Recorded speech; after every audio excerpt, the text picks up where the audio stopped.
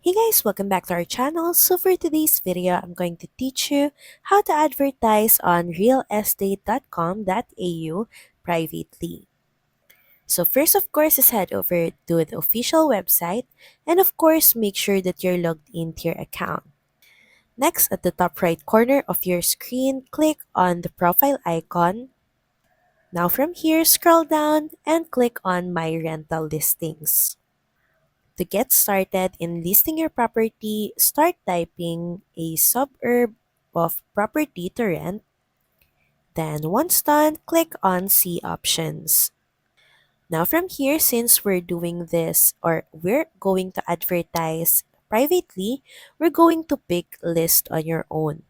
So scroll down, then click on List My Property.